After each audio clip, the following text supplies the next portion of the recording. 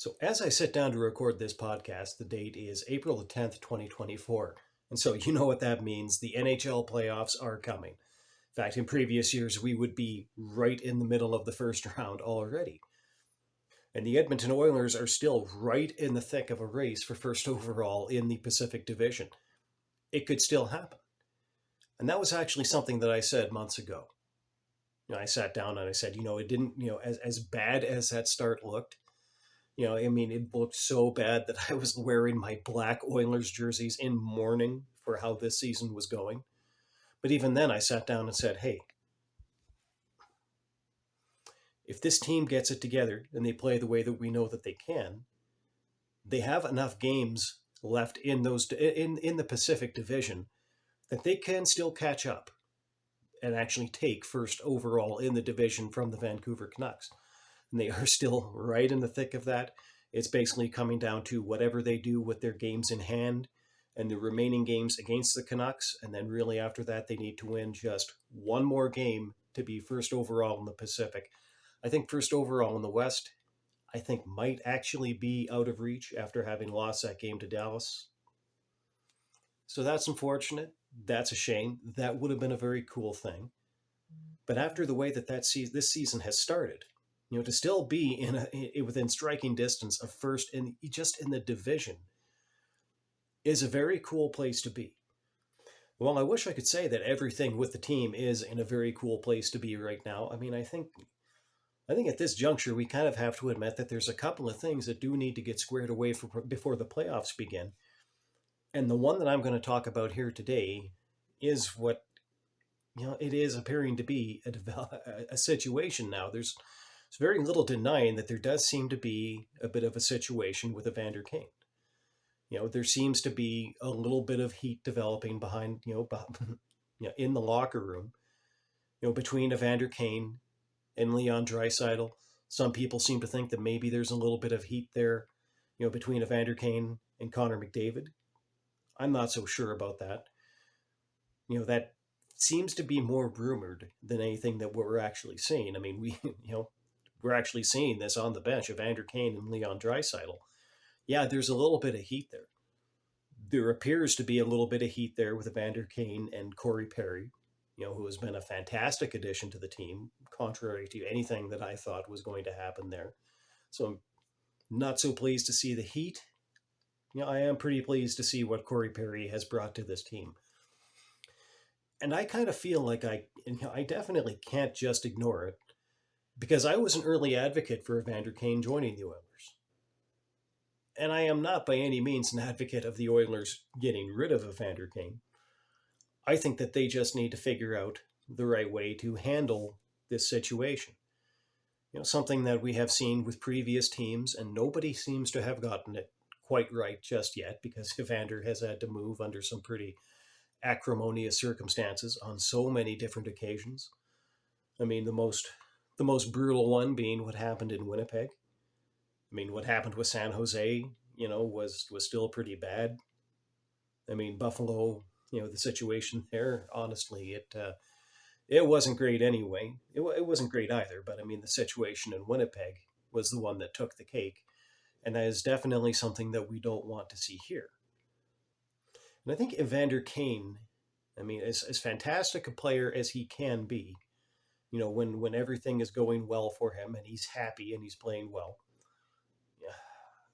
it seems to me like he is a very tough asset to handle, because he is the kind of player that he seems to play his best hockey when he is happy and when he's excited about playing hockey. And we see that happen. We've seen that so many times in his career, where he kind of gets, things aren't going his way and he gets a little bit down on it, and it seems like he goes away on the stat sheet. But then when he's up on himself and everything's going well and he is scoring an absolute ton, it's always when he's feeling the best about what's going on. Or when he's really excited about what's going on, as he was when he joined the San Jose Sharks. He came out of nowhere, he came out absolutely red hot, and he scored a ton in a very short period of time. Same thing when he came over to Edmonton. When he came and he joined the Oilers, he came out of the blocks and he scored an absolute ton of goals in a very short period of time, because he was so excited to be playing hockey again, and he was so excited about the situation that he was moving into. And now, right now, I think that it looks like he's a lot more frustrated. He's a little bit less excited about what's going on. He's not as happy, and so he's just not producing at the same level. And that is kind of the double-edged sword of the situation. Because when Evander Kane is happy and when he's excited, he plays great and he produces great. But when he isn't, when he's not happy and he's not excited, well, then the things that he needs to do in order to keep the ice time that he needs to really be productive at the level that he can be, that kind of goes away with his production. I mean, this is a professional sport. You do earn your playing time based on the way that you produce. And for Evander Kane in recent months, well, really, I would say that for long stretches of the past couple of seasons, it just hasn't been there. And now I feel like I have to add a caveat here, in all fairness, because I think this is something that, in all reasonability, we were expecting, or that we should have been expecting, after he had that wrist injury last season. I mean, we all should have been anticipating at this point that even after he came back, after that was healed, that there was going to be some times when that injury was going to catch up with him a little bit and he was going to struggle. I think that we should all remember that we're fortunate that he can play hockey at all things considered. I mean, when he took that injury, it actually kind of looked like it was potentially career ending. So there's another thing to keep in mind. I mean, we are fortunate just to be able to see Evander Kane playing hockey at all. But this is an extremely, extremely important playoff run for the Edmonton Oilers. This is almost a make or break playoff run for this version of the Edmonton Oilers.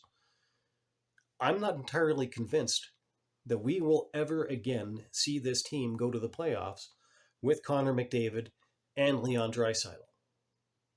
It's possible that we might not ever again see this team go to the playoffs with both of those players. It's possible that we may never again see this team go to the playoffs with either of those players.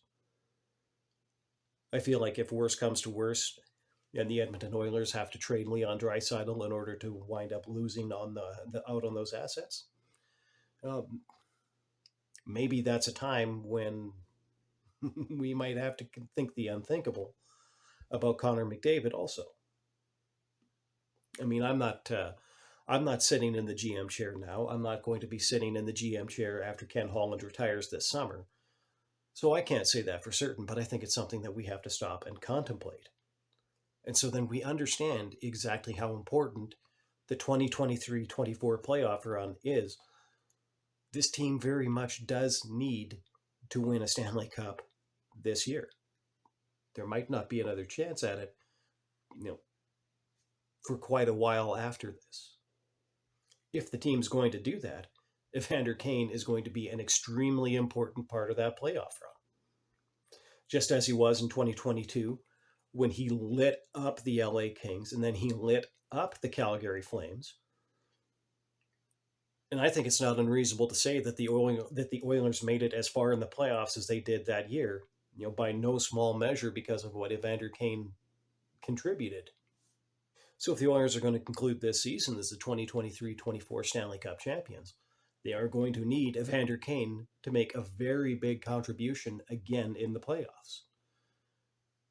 So there is honestly nothing more important with this team right now than solving what I think of as the Evander Kane situation. Remember that this is a guy that they brought in to be Connor McDavid's line mate. That they hoped was finally going to be the guy to sit on Connor McDavid's wing, rather than playing on the third line where he is now. He's very cognizant of that. We all need to be very cognizant of that. They need to figure out some way to get him happy again without compromising other things within the team, so that he can make that big contribution and that hopefully the Edmonton Oilers can skate off at the ice at the end of the season with the Stanley Cup in their hands. But it's so hard to figure out a way that they're going to do it. Because right now, the heat between Evander Kane and Leon Draisaitl, it seems to be just so simple as this. It's that Evander Kane is vocal about wanting more ice time. He wants more time on the ice. But every other player on the roster wants more time on the ice. And you can't just give that to a guy who isn't producing. But you also can't expect him to produce unless you're giving him the time on the ice. But you also can't expect him to produce if you're not giving him the time on the ice. There is a chicken and the egg relationship here, and that's an egg that is going to have to be cracked, in order to get this team to where it needs to be.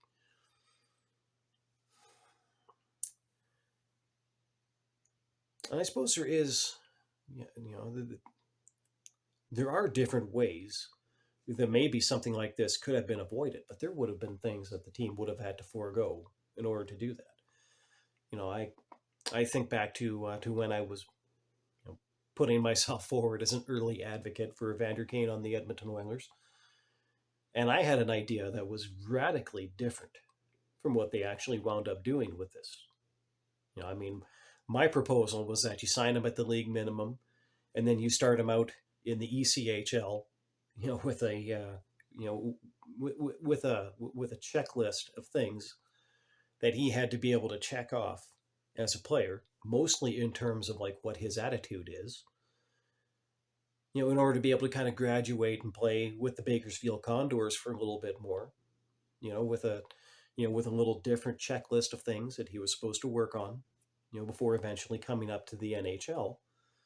And that was the way that I thought that they should handle Evander Kane. And for the last little while, I had actually thought to myself that was a little bit wrong, but you know what? Maybe I wasn't wrong.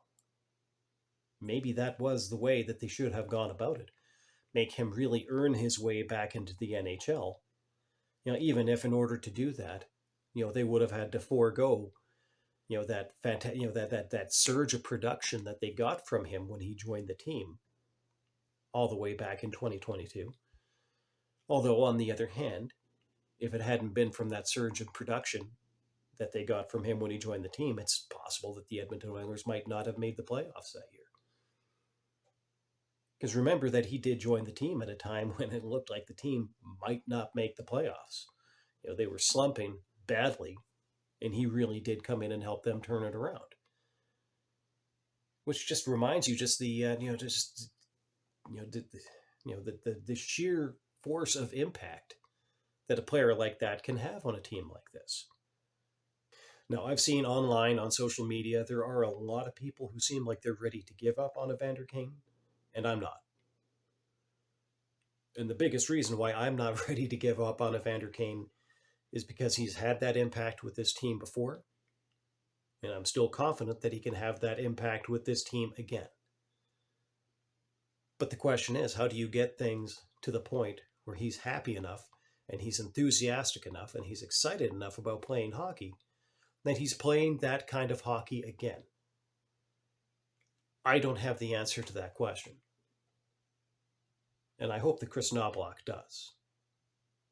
Because I think that when it comes down to the end of this season, when somebody has skated off the ice as the Stanley Cup champions, I think that whether or not they have managed to accomplish that goal and solve this situation is going to be a big part of whether or not it's going to be the Edmonton Oilers.